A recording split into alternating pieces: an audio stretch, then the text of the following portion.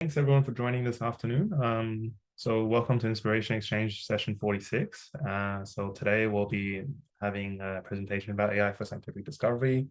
And this is a series of engagement sessions and talks that we organize in the lab by Nabil, who's not here today, myself, and Mihaela and Schaar. And before we get started, and I just wanted to quickly advertise that we still have PhD positions available. And if you like the kind of research that we do, or if you like the talk that we'll be giving today, and you want to work on similar types of research, I think joining our lab will be a pretty good opportunity to do this kind of research that is impactful, but also super interesting from a research perspective as well. And so we still have some fully funded positions starting in winter, spring, and fall of 2025. So we encourage you to take a look. Cool. So today's session will start with a talk by myself and Nicholas, where we'll talk about AI for scientific discovery and present one of our papers at the recent ICLR conference, which is about discovering decision trees with semantically aware evolution. And as usual, we use Slack for our Q&A, so please post any questions that you may have for our speakers or panelists, and who will be doing a panel session later on. This talk will be given together with Nicholas and Mihaela, and we'll be talking about AI and LLMs and these emerging technologies and what they mean for scientific discovery. And there will be two parts of this talk. So the first one will do a general overview about the opportunities and challenges of these emerging technologies, specifically large language models, and what they can bring to scientific discovery. Following that, we'll start with a paper presentation, decision tree induction through LLMs via semantically aware evolution, which was recently presented at ICLR. So to set the scene a little bit, I think it's worth just talking about what scientific discovery is, sort of in an informal way. So for us, scientific discovery is the process of acquiring new scientific knowledge and insights. And it can include many things. For example, analyzing vast data sets and identify patterns of relationships that humans might miss. It could be about generating novel hypotheses, or designing and optimizing experimental design so that you gain the most information about the hypothesis you're interested in. And with that sort of definition or discussion in mind, then AI for discovery is sort of concerns the use of machine learning algorithms to automate, augment, and accelerate the process of acquiring new scientific knowledge and insights. And so what I've shown here on the right is a very sort of famous example of how Kepler discovered the third law of planetary motion. And he has basically a big data set of observations of how Mars and all the other bodies moved. And he spent many years trying to fit the orbit to various geometric and algebraic models. And the machine, why this is related to AI for discovery is because this is sort of the considerations for a very exciting machine learning field, which is sort of known as symbolic regression, which is about designing algorithms that can automatically discover these scientific principles from data.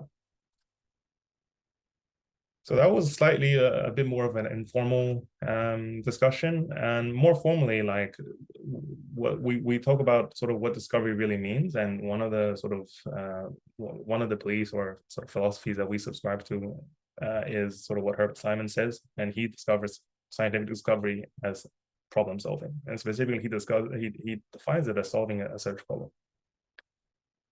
So some of the writing that he said, I've sort of picked some just to sort of set the scene a little bit. So he writes that problem solving requires selective search through a large problem space. And the discovery process can be seen as the search through this very large space of possible hypotheses guided by heuristics. So what this is kind of saying is that like a lot of discovery problems is actually searching through like almost like a very intractable and very large space of possibilities. And to make that possible, the strategy for search is not random or exhaustive, but guided by constraints and prior knowledge. And here, what he's referring to in constraints and prior knowledge is sort of the collective scientific understanding that we all have, which helps us make these sort of like educated decisions or educated guesses when it comes to generating new hypotheses or designing experiments. And lastly, solving a problem simply means representing it so as to make the solution transparent. So this is touching on two very important things when we conceptualize discovery as a search problem, which is about how you represent it. So representation has a big impact because representation sort of directly has consequences on how difficult or tractable the search problem is.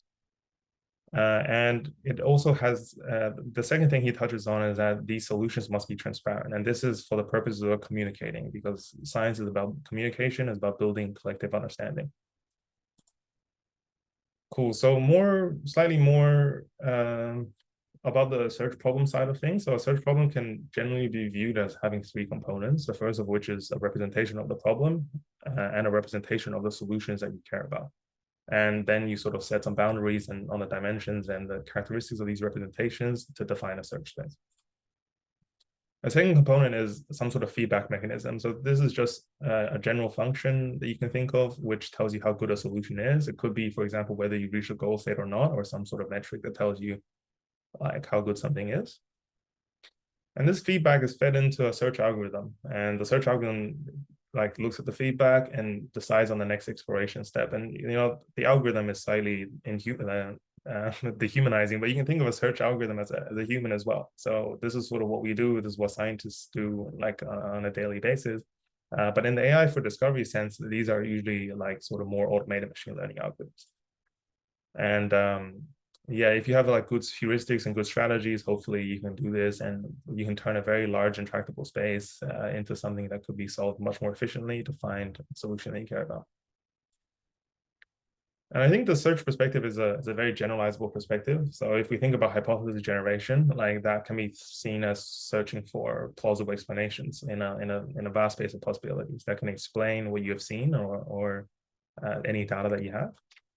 It also applies to experimental design. So in machine learning, I think that there's a field that addresses this known as Bayesian experimental design, where it's really about how do you design the optimal experiments that give you the most information that helps you discriminate between different types of hypotheses. And also from a data analysis perspective or statistical analysis, and we can think of that as sort of searching for meaningful patterns or insights or correlations that sort of based on our prior understanding make sense. So to give a more concrete example, I'm sort of circling back to the previous motivation with Kepler's third law. So like this field in AI is like is a sort of very exciting field. It's called symbolic regression. And the goal in symbolic regression is, given some observations, you want to find some sort of governing equation, or here is a symbolic equation that can explain what is happening. And to sort of highlight all the different types of flexibility in terms of how you can formulate a search problem, here on the left, I've shown an example with genetic programming, which was first pioneered by Koza in the early 1990s. And in genetic programming, there's a concept of sort of like a representation of a solution using a syntax tree, so which is shown here. So when you choose a representation, you can choose a set of operators and some other characteristics of the space of possible trees. And another example is Cindy. So in Cindy, the human who actually uses this algorithm has to decide on sort of a set of library terms or basis functions that are included. Right? And Cindy assumes that like the function that explains the system you're observing is linear. So what it actually does is it turns the problem into finding the continuous coefficients to linearly combine these basis functions together. So the representation, as I was previously touching on, is very important because it directly influences how complex a search space is, but it also is a really useful way for us to incorporate some understanding we have about the problem. For example, by selecting the type of operator sets, by deciding on the type of basis functions, and for example, in Cindy, even saying that this is a linear specification, like these are all assumptions that can be flexibly represented. In terms of feedback, with genetic programming, which is sort of what this approach is generally known as, there's an idea of a fitness function. A fitness function is basically evaluating how good each of these equations is at explaining the observations that you have. And usually there's also some complexity penalty to prevent this expression from bloating and overfitting. In Cindy, it's a least squares problem, and with also some sparsity penalties to encourage some of these basis functions to just drop out of the equation. And in terms of how the search is done, it's kind of in the name. This is done using genetic programming, which is an evolutionary sort of algorithm. And with Cindy, the search is done with lasso, which is a sparse regression technique. And there are many, many more applications. And that was just an example, but you can generally use like these techniques to discover mathematical proofs or novel drugs and molecules, and as well as developing really cool computational algorithms. So that is generally just sort of setting the scene a little bit more. What we'll be talking about next is what large language models can bring to the discovery problem. And specifically, this is through the lens of discovery being a search problem. And the first thing we spoke about before was representation. And previously, representations are generally expert-crafted representations of solutions. And here I've given an example of what's known as an AST, which is also just a syntactic tree that is used to represent a lot of different types of programs. And when you define a representation, you also have to kind of define the search space, like the kind of operators or the kind of what these nodes, what values these nodes, the types of these nodes, and the size of these trees. So you're also predefining a search space. And with large language models and these more emerging technologies, like here I've shown at the bottom an example from FunSearch, which is a recent paper from Google DeepMind, which is about discovering sort of programs. And there's a very flexible representation of the solution as just in code. So it's searching over the space of code, and all the solutions are represented in code. And this is a relatively more flexible representation of solutions and constraints, because now we can consider like what are the types of solutions can be represented in the space of natural language. And another interesting thing is that whereas before you had to define the search space, now you can have sort of more emergent and open-ended search spaces. So there's no like strict definition of what the space of code really is, but this sort of emerges during the search process, which also opens up some different avenues. And the second thing we spoke about was feedback. And like traditionally, like feedback is just some sort of mathematically well-defined function, and it has very clear input and output domain specification. It takes as input something, and it gives you something in a numerical format. And here there's just an example of this. And here at the bottom, I've shown a paper which was many of you probably would have heard of. It's called the AI Scientist from Chris Liu et al. And it basically sort of uses an LLM as sort of to realize the entire process of scientific discovery, from generating ideas to generating experiments, analyzing experiments, and along each stage of the discovery process, there's no explicit sort of feedback. Rather, it's relying on the large language model to like as a notion of how good something is. And then this idea of using an LLM as like a notion of goodness is quite appealing for many type of elusive metrics or elusive motions that are metrics or notions that are very hard to define explicitly. And it's not just how the feedback is, what the feedback function is, it's also about how the feedback is provided. So previously the feedback was expected in a very sort of well-defined way, and it must be given in that way for the search algorithm to work. But now we can sort of more flexibly incorporate feedback through natural language, which again is introducing more flexibility. And lastly, on the search method, generally the search method is very tightly coupled with the representation and the feedback function, and these things all go together. So it's not really a separate thing, but generally you have a very well-defined search procedure. And here on the right, I've given an example, which is AutoML0, which was a paper written in 2020 that was about discovering sort of computer algorithms from scratch using regularized evolution.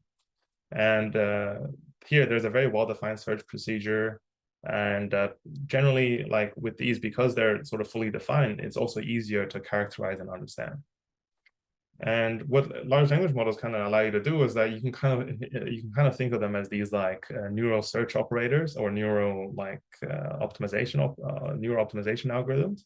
And here I've given an example of a work that myself and Nicholas did around 2 years ago, where we used LLMs as sort of like these models that as surrogate models and as candidate point samplers in like sequential model-based optimization.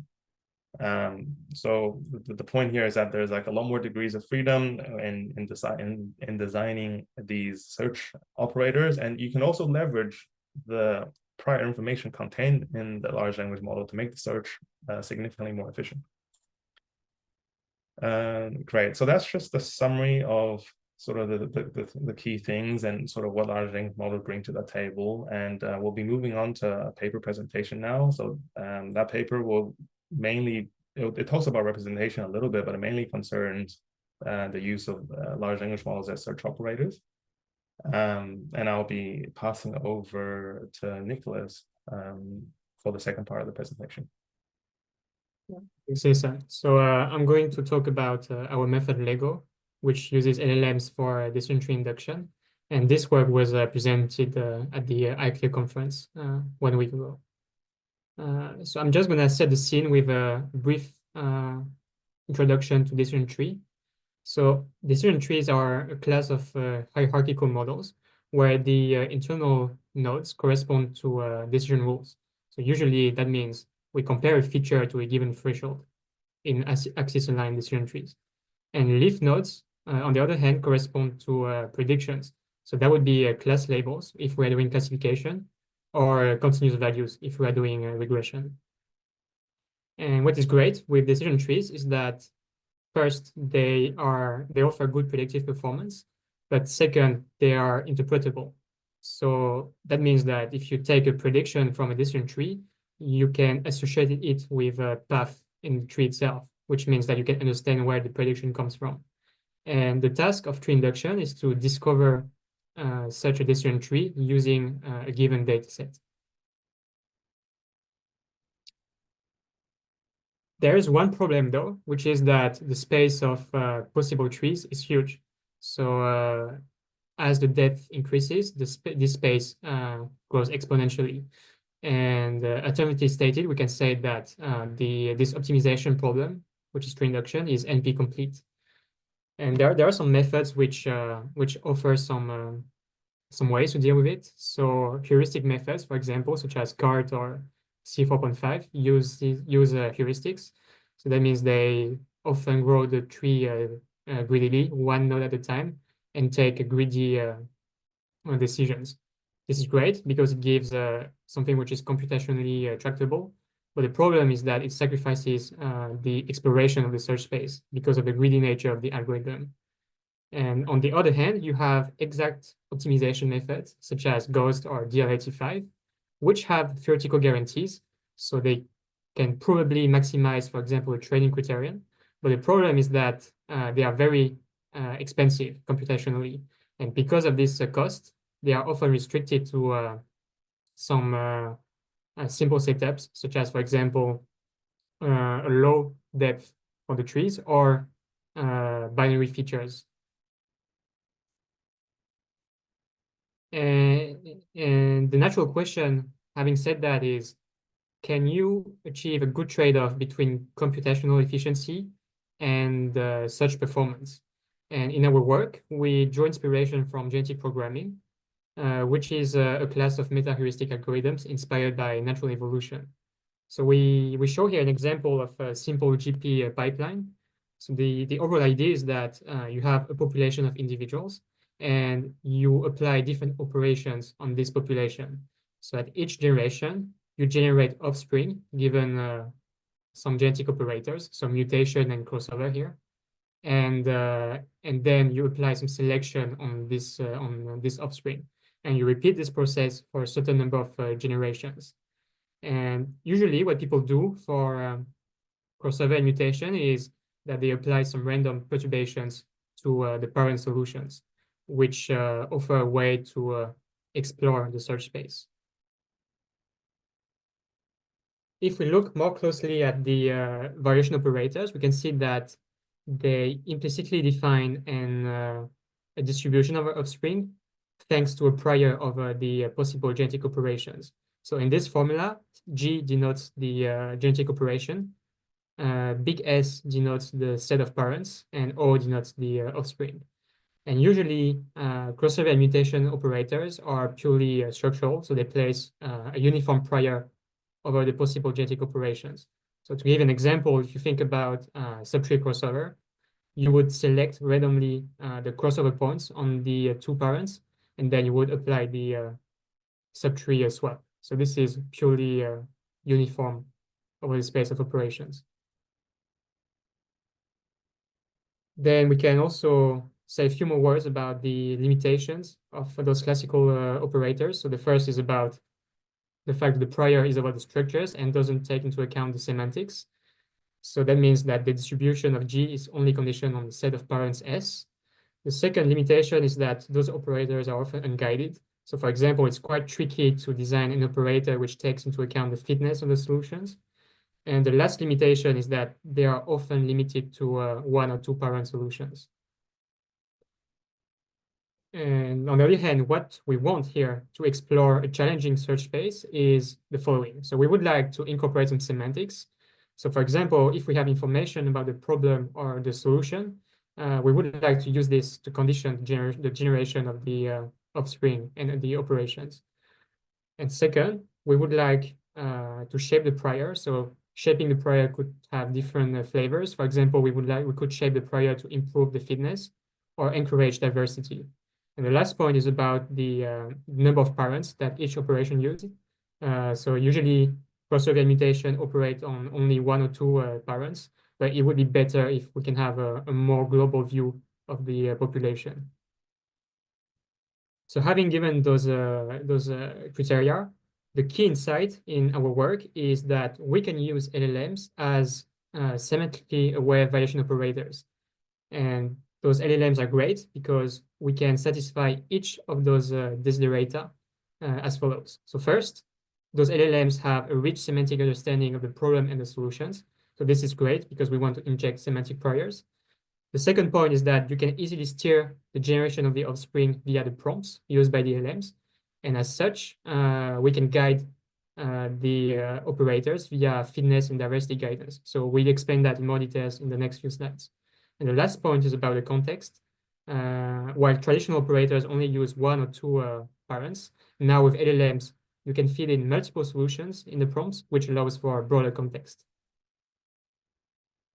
So in this slide, we show the overall method, Lego, to perform tree induction.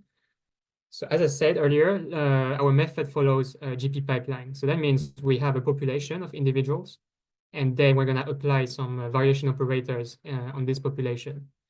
And we do that for a certain number of generations.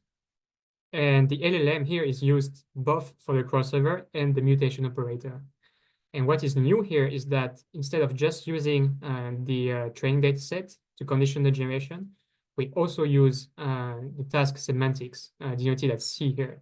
So that would mean, for example, the names of the features and some contextual information about the problem.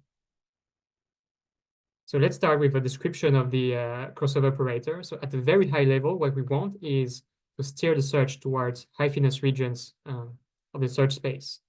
So to do that, we're going to first sample some parent solutions to condition the LLM. So we do that via a roulette wheel mechanism. So that just means that we sample with a fitness weighted mechanism. And given those parents, we're going to condition the generation as on desired fitness, F star.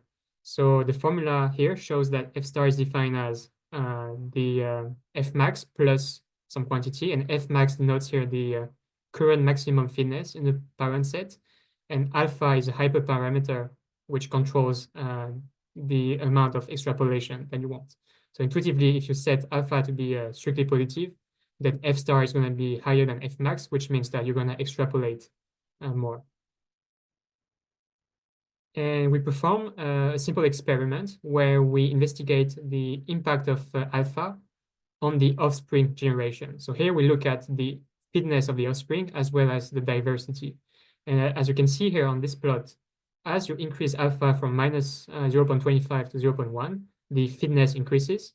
And then it decreases after this point because then you do too much extrapolation.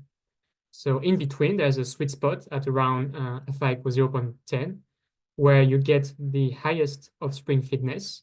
But as you can see here, the problem is that it comes with a reduced diversity because the search concentrates on high fitness regions. And the natural question then is, how can you palliate this problem? So how can you inject more diversity in the search? And here comes the mutation operator that we introduce. So the high-level objective is we want to traverse regions in the search space which have been underexplored as a way to inject some diversity. So what we're going to do here is that we're going to sample uniformly some parents in the population, and then we're going to use what we call a diversity guidance. So what we do is that first we generate some offsprings, and then we subsample the offsprings such that the subsample set has high diversity with respect to the parents. And to do that, for each offspring, we compute the log likelihood, the log probability, which is assigned by the LLM. And then we're going to favor the solutions which have the lower log probabilities as a way to encourage more diversity in the offspring compared to the parents. And as you can see here, there's the formula which describes how this subsampling is done. So we have a hyperparameter tau, which controls the weights for the distribution. We then examine again what is the role of this hyperparameter tau. And as you can see here, lower values of tau correspond to more diversity. And why does this happen in practice? Well, what we want to look at is the link between the log probabilities of the offspring and the diversity. So to quantify that, we're going to compute the structural distance between offspring and the parent. And as you can see here on the plot on the right, the log probability is strongly correlated in a negative way with the structural diversity. So that means if you have an offspring which has lower log probability, then it's more likely to have a higher diversity with respect to the parent. We then put all those operators in tandem to get our end-to-end pipeline, and we evaluate our discovery on the task of finding decision trees for classification datasets. So we compare LEGO, our method, with a bunch of baselines, which are greedy baselines, exact optimization methods, and also a conventional GP approach called a GAT tree.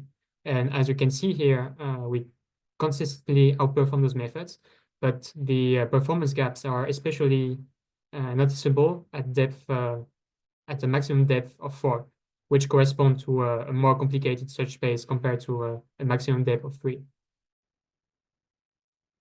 We also looked at the search efficiency, comparing LEGO with GAT tree, and we see that LEGO has a more efficient search compared to GAT tree, which comes at the cost of reduced diversity. But this is quite intuitive because at the end of the search, LEGO finds very high performing individuals in some restricted regions of the search space. And finally, we also conduct an ablation study to study the role of each of those components. So the first thing we do is that we remove the semantics, and we see that, so this corresponds to the curve in red here. And we see that this degrades the performance, which highlights the importance of the semantic priors. We also ablate each of the variation operators. So for example, we remove the crossover or we remove the mutation. And we see that using both in tandem leads to the best performance. And finally, we check the impact of the number of parents in each of the genetic operations. And we see that using 2 parents is suboptimal. What you want is using more than 2 parents. So that means that having a broad context is quite important for a good search. So to conclude, we presented novel genetic operators using LLMs as a source of semantic priors. And the key insight is that those operators are semantically aware because we can incorporate semantics in the prompts. We can also steer those operators to achieve some desired behaviors, for example, via fitness or diversity guidance. And we also give more details in the paper about, for example, results on additional tasks, such as regression or multi-objective problems. We also give more ablations and more analysis regarding the search performance. And to wrap everything up, we would like to say a few words about this ongoing area of search with LLMs. So of course, there's no free lunch in optimization. So there's no algorithm which is optimal for every instance, every optimization instance. So given that, an important question is to understand or have some more insights on the LLM when they are used as operators or when they are used as feedback mechanisms. So especially they introduce some priors in the search, which can be a blessing or a curse. And another interesting question is, what is the best representation? So we know that LLMs can work with text, but there's a step here, which is how do you represent the candidate solutions in natural language? And finding the optimal representation would be an interesting research question. And finally, in Lego, we've used LLMs as static models. But an interesting research question would be, how can you improve those operators as the search progresses? So how can you improve LLM-based operators in an online fashion? So possible way to do that would be, for example, via reinforcement learning, where you would fine-tune the LLM based on the feedback that you get from the search algorithm. And with those, with this last slide, we would like to thank you for listening to this presentation. And we have the QR code of the paper here. And feel free to reach out if you have any question. Super pleased to introduce our guests who will be joining us today. So Dr. Joaquín Dopazo is a director at the Progress and Health Foundation of the Andalusian Health System and the Institute of Biomedicine of Seville. And we're also joined by Dr. Markus Wulfmeier, who's a senior research scientist at Google DeepMind. And moderating this discussion will be Mihaela van der Schaar, who is who will be chair, and we'll hand that over to you, Mihaela. Thank you very much, Tennyson. And thank you very much, Joaquín and Markus, for joining us in this panel discussion. Markus, I am going to start with a question or a few questions to you, if that's okay with you. As the other machine learner in the room, let's say, and I know that you are also very interested in scientific discovery. And I'm going to start with a more general question. We have now these amazing large language models, foundational models, and they are increasingly used in literature search, hypothesis generation, search of the type that Tennyson and Nico have presented, reasoning about experimental design. I wanted to ask you at a more higher level, how do you see the role of these large language models and foundational models in supporting, or even for that matter, automating parts of the scientific method? First test, can you hear me? Yes, we can. Okay, wonderful. My computer seems to be frozen as well, but we'll try to make it work. We can see you, so it's okay. Okay, fantastic. I think this is, in some ways, that's even the more interesting question, because there's always a broader scientific discourse around the individual discovery. And on a very high level, in different ways, these systems start to affect our work. For understanding, and I remember a couple of years back when I was using language models back then, and you found more issues in the context of limitations of their capabilities, missing understanding, even hallucinations. Many of these problems have gotten much, much lower recent years. And you come to a point where they become really, really helpful when you want to understand something that's more adjacent to your work. So there's this like knowledge discovery side of things. There's another side of things where you more about communication, as in like, as soon as I discover something, I want to share it with everyone else. And I need to find the right and the most intuitive way. And I need to find maybe for different subfields, different ways to express myself so that these insights are digested in the like quickest possible way. So that's very interesting, because there it suddenly helps you a lot. And you still are not in a space where you should just expect it's a one-shot experiment, like you give something to a language model and it gives you the exact way that you should communicate. And I strongly discourage from doing that with papers and other objects. But it is super helpful in the process to get to a more intuitive way to formulate your thoughts. So in that way, I'm very optimistic. There's also the other side in terms of they introduce noise in the process. And we see people submit complete papers that are in one shot kind of generated in that way, or like full paragraphs. And we see the impact of these tools in reviewing as well. And we as a community need to get better in finding the right ways and introducing them into our workflow. So that's we're definitely not at the perfect place yet. But this happens with every new technology. We start using something and we start also misusing it, and then slowly we converge to a place where it finds its place in the system that already exists, our scientific discourse in that context. Thank you so much, Markus. Maybe I ask you one more question. In different types of domains, we talk about scientific discovery here, but scientific discovery could be useful in biology, in medicine, in climate, in finance, almost everywhere. So a question about maybe this cross-domain scientific discovery, which often requires integrating knowledge from possibly multiple sources, structured sources, unstructured sources, experimental sources. How do you envision in this new era of large language models, how close are we to building systems that can truly reason across these different modalities to really advance knowledge discovery in multiple domains? And maybe, if you allow me a second question as a follow-up, do you see some domains in your own work or in the work that you see at DeepMind or more generally, where you think we should be especially optimistic, and there are some other domains in which discoveries may be more complex? Sorry for the multi-part question.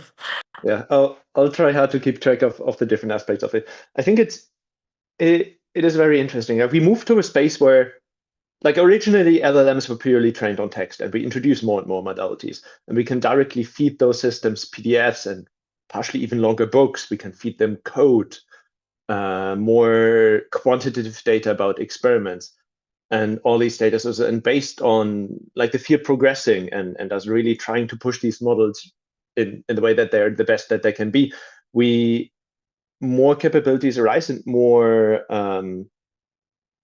they can take larger and larger fractions of our workflow. Like there's more analysis in terms of like how long it would take a human to solve a task and how long like at which length an LLM or like a vision language model is still capable enough to do a good job, and like the time length that a human takes for those times, it's constantly growing, so they take a bigger part of part of our workflow. Like the place where I see this as particularly interesting is when we more deeply connect to what's historically challenging, as in I do some work in my field which is important for someone else, or someone else does work in their field which is important for me, and usually we have this barrier of the terminology of different fields, the way that we communicate our results and so on. So I expect and I really hope for more acceleration at this like cross-disciplinary space, just because communication is one of our big barriers there, and really just having a model that, like, I have read a lot of literature, but it's fairly constrained in the end. It's a very specific field. We can train these models on incredible amounts of data, and they have information about the formulations in all of those different fields. And in that way, we can get to a space where hopefully communication across different fields is just going to get easier. Disagreements and misunderstandings should become over time more reduced. And this is something I'm really looking forward to. Amazing, Markus. I'll come back with maybe some questions more, but let me now turn to Joaquín. Joaquín, you are not a machine learner, but you are using a lot of machine learning tools in your bioscience work and your bioscience discovery. So it is with that hat that I want to ask you, many of these machine learning models that we produce are having black box prediction. In the work that Tennyson and Nico have presented, we on purpose looked at decision trees as a form of producing this type of interpretabilities. And I want to ask you, any comments both about the method that you have seen and its power in terms of interpretability, and maybe more generally zooming out of the method that was provided, what kinds of interpretability or explainability do you as a bioscientist need in order to both trust, debug, but also act on the results that you see from these machine learning models? Okay, so Well, I'm not sure that I have completely understood the paper. I read it with the help of ChatGPT, so at the end I'm using a LLM to understand it. But yeah, so what would I need? So look, this idea of trying to generate knowledge from the data is quite attractive for me. And actually, we have published several papers on that idea at different levels. For example, not using these decision trees, but using other types of networks. For example, using metabolic or signaling networks, which describe how proteins interact among them to trigger action in the cell.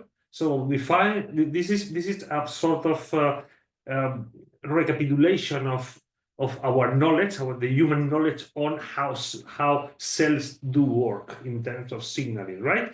But when you see at the amount of knowledge that we have information, or more or less trustable information, on maybe less than 1/3 of the total number of proteins. We can place in these diagrams only 1/3 of the protein. So what we did was to try to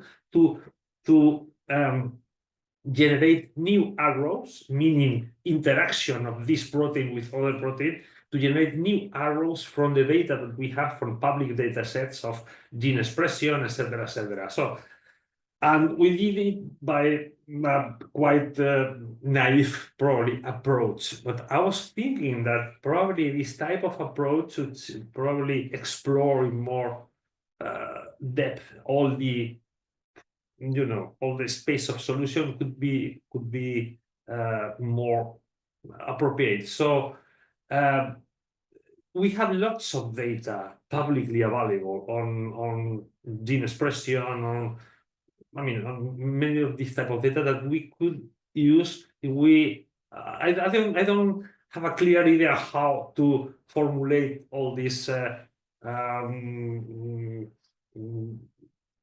How to formulate what is the optimal function, etc., etc. But we can think a little bit on that. But probably that would be a good application. And there are other fields that came to my mind. Like, for example, we were yesterday talking about these disease trajectories in the patient. So probably this is something that we have data on patient. We have data on what happened to the patient after or before treatments, and what type of analytics do we have, etc., etc., and what are the diagnoses, so we can more or less have some causal interaction with the life of the patient, and at the end something happens. So probably I don't know how, but probably it's another field in which we can apply this. Thank you. Yeah, thank you. Sorry I want to have one more question, and maybe a short answer, even though the question is complex, such that we have time for the audience to ask questions to you and Tennyson and Nico. So the question is a bit more tricky, maybe conceptually. So we are building, with the machine learning community, are building these tools to do scientific discovery from data. The example you saw today. At the same time, there are many hypotheses, many dogmas that have been developed by bioscientists, by other scientists outside biology, outside medicine, which have developed their own, let's say, let me call them dogmas or hypotheses on the basis of the experiments they have done. On the other hand, we have machine learning, which is completely unbiased to these dogmas, is completely not knowledgeable about that, and is just trying to learn this from data. Do you see a possibility that maybe some of these machine learning methods can either maybe prove or disprove some of the dogmas that already exist in medicine and biology? And how do you see humans and machines collaborating in the future to accelerate, let's say, discovery and hybridize what humans have as intuition and knowledge with what machine learning can do on the basis of data? I know, complex question, hopefully a short answer. It's a question for me. Yeah, that's for you, Joaquín. Very difficult. Well, firstly, I don't think that, for example, just thinking of LLMs, I'm not sure that it will be free of bias, because at the end they learn from the dogmas and the biases of we humans. So I'm not sure that they are unbiased. How can we use? So I don't know. I really don't know how to answer this No, question. don't worry. Maybe it's a Maybe question Markus to everyone, including the audience and all of us to think about. Thank you very much, Markus and Joaquín. I'm going to turn now back to Tennyson to get the audience to ask questions and discuss. Thank you so much. Yeah, thanks for that great discussion. So I think what we'll do now is go through some of the questions that our audience have asked the speakers and to the panelists. So I think it's best if we just go through the question that I posted, and I might call on you guys, and if you guys can just unmute and ask the question, and then that would be great. I think we'll start with Ravi. And yeah, thank you, Tennyson. Thank you everybody for the talk. I really appreciate it. I just wanted to ask maybe one or two questions, and then I'll let the others go. My first question is, basically like in terms of retrieval augmented generation, or RAG, and LLMs, I was just wondering if it would be possible to apply RAG with our LLMs in Lego. I hope I said it correctly, and see how RAG impacts search efficiency and performance of population diversity. I mean, basically, the first question I'm just trying to ask is like, do you think would RAG be useful in LLMs and Lego in future works? That is my first question. And then my second question: have different LLMs like like GPT and Llama, etc., been tried before in the LLM and Lego? Those are the only two questions I have. Thanks. Thanks, Ravi. And Nicholas, I think I'll throw that at you, just so it's not me talking the whole time. Yeah, I think yeah, thanks for the questions, Ravi. I think regarding the question about RAG, I think that's definitely an interesting idea, because as we've said, like the semantic knowledge and the semantic information is very important to guide the search. And right now we assume that this information is given by some, for example, some contextual information in the prompt. But you could think of a setup where, for example, you have access to a pool of documents, and you would extract the relevant semantic information from this pool of documents via, as you said, RAG. So yeah, I think that's definitely an interesting question. And basically, I think the overall idea in this paper is the better the prior, the better the search is. And regarding the second question about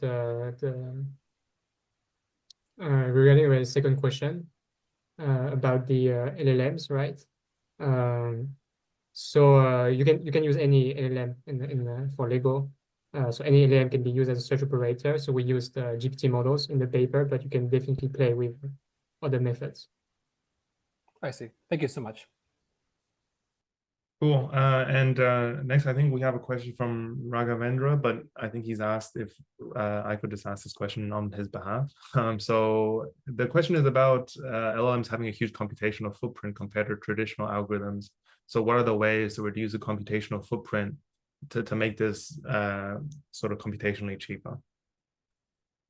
Nicholas, I can take the question. I think again, first of all, point of clarification. So yes, using LLMs have a cost in terms of inference, but this brings better search performance.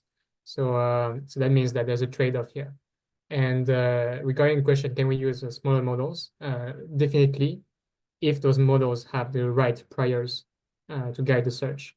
So one possible way to use a smaller model would be, for example, to fine-tune it on a domain-specific corpus, and then use it as a search operator. So that's a valid research direction. Yeah, I think I think I'll just add to that. I think we in the lab, we're also very interested in the whole idea of like these more smaller but highly specific and optimized search operators. And I think at the end, Nicholas was talking during the presentation, he was talking about whether it's possible to adapt these operators online, like because right now we're using like a frozen LLM, and it's like kind of nice that they have this power already. But like what you will want in a search operator is highly dependent on the kind of search you employed. And like for something like GP, you want it to like give you long-term sort of faster conversions to high-fitness solutions, which means maintaining population diversity, but also guiding the search in a pretty efficient way. So actually being able to fine-tune models to be able to do that well is something that we're also looking into. And yeah, I think small models would make using much smaller models that are cheaper possible as well. Cool. So next we have a question from Marty Glassman. If you're still there, you could ask your question now.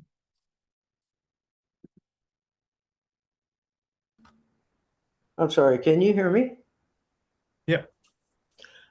So this is kind of a clueless question for people who work in the what I think of as the natural language processing domain, text processing, because I come from traditional pattern recognition background. So this question may be kind of a not relevant. It was just a sort of a brainstorming sort of idea. Is there a way that you guys can think of to explore sample query points in your query space that are more orthogonal to the current set of questions that you've proposed currently as another way of increasing the diversity of the sample questions? And the other one also comes from, it's not a question, it's just a thought, also comes from more traditional pattern recognition background, is the concept of simulated annealing.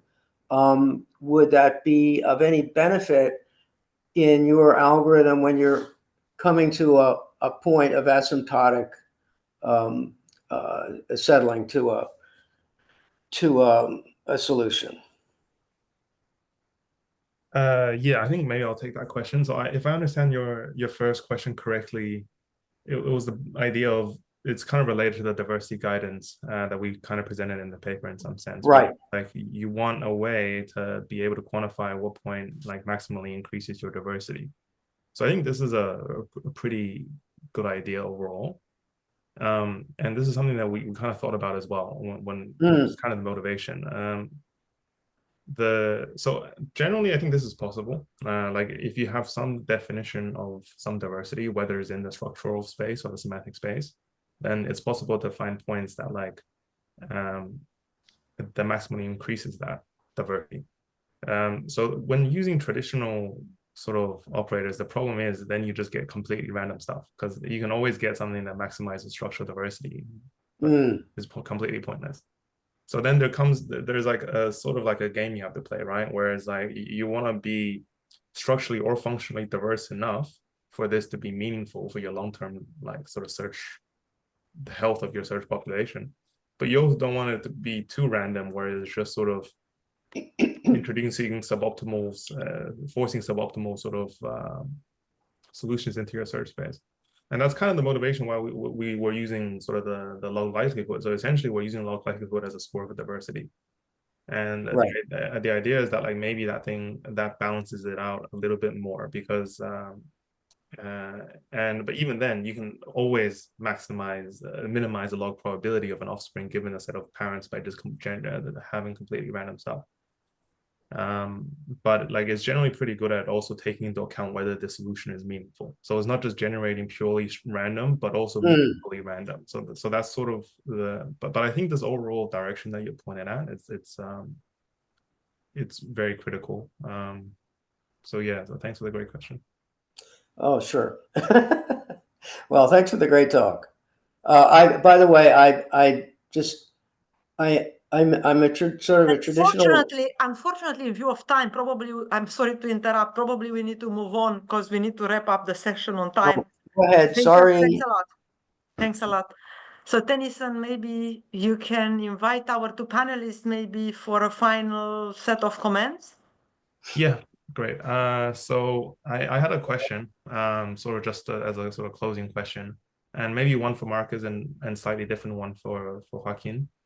So I think like if Markus, if I were to ask like what is the number one like sort of problem that people might overlook that needs to be addressed, like when it comes to these like LLM-based search or LLM-based discovery, like what's your feeling on what that would be?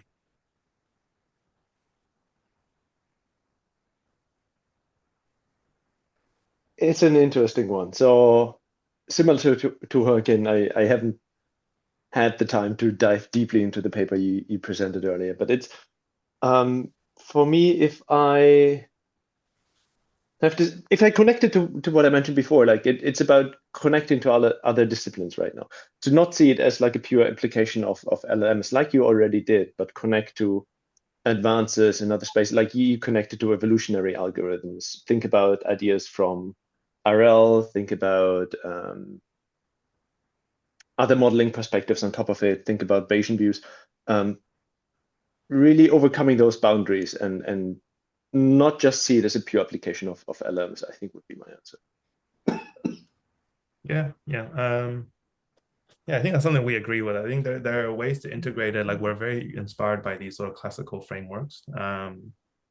But oftentimes there's also sort of like some sort of synergy, like the fact that you can use it as some sort of search operator. And this is something Nicholas was touching on earlier, but like, how do you make it actually work, not just in the classical framework, but because these classical frameworks were designed for these classical operators. So using it is kind of nice, but like, how can we improve on them to find something more interesting? So yeah, that's really cool. And Joaquín, my question is more about, so when we think about like discovery, we always think about it more from the machine learning perspective, like what is the algorithm, like what is the search, and like that there's value to that up to some point. Like from your perspective, like to make this impactful in the real world or like in the biomedical space, like what do you think is the key challenge or some key like a key opportunity there? Probably, I mean, to me, something which is a problem to tackle is explainability, especially in the field of, well, you are thinking of clinical applications. So at some point, I don't remember, it was in the presentation in the paper, you show that way in which you can derive an equation based on the different, variables. So this concept of transforming a very complex observation is something that you can express in a mathematical way with a complete transparency on how is the impact of any of the variables and how is having an effect on the final whatever, probably prediction or whatever. To me is the most interesting aspect, and this I think is can be quite transforming, because what we are plenty of application of deep networks in which you don't know why are you giving taking a decision. So this is something that I think is quite attractive from this perspective, from the perspective of the clinics. Yeah. Yeah, I think I would agree. I think like the fact that it's a lot of these discoveries are sort of like symbolic equations or decision trees are more symbolic and like interpretable in structure. And I think the LLMs are really, because what we call transparent or understandable is really just something that agrees with our view of something. And I think large language models are a really good model of the like sort of the grand average of human intuition. So it's very good at knowing like this is like something that it's like an internal notion of what is kind of consistent with our current understanding. But I think the issue with that is that this can also bias it in a very negative way, because how we understand stuff oftentimes is like incomplete, or we try to understand things heuristically, and trying to imitate that further might only perpetuate like the wrong things. So oftentimes I think that's also like a very interesting. You mean in the LLM, right? Yeah. Yeah, no, but the idea here was that you can use the LLM to make this, I mean, to be part of the algorithm, but at the end, the output is an equation. Once you have the equation, you have something that you can test if it is Exactly. or not. And actually, this use of LLM is quite interesting because I remember having used the last century this this genetic algorithms, but this fitness function must be very, very simple because because of computational capability, you have to have very simple fitness function. So the possibility of having more complex or even fitness function which imitate human reasoning in the way in which you select. So it's quite attractive, and this is something that we can do now. Obviously, there can be biases, but No, thanks. A lot of food for thought. Cool. I think we're running over slightly already. So I think this is a good point to end the session. Thanks everyone. Thanks again everyone for joining. And the next session will be in June sometime. Yeah, the topic of that session will be notified. Will be sent out a bit later. But thanks everyone for joining, and thanks Joaquín and thanks Markus for joining and sharing your super interesting opinions.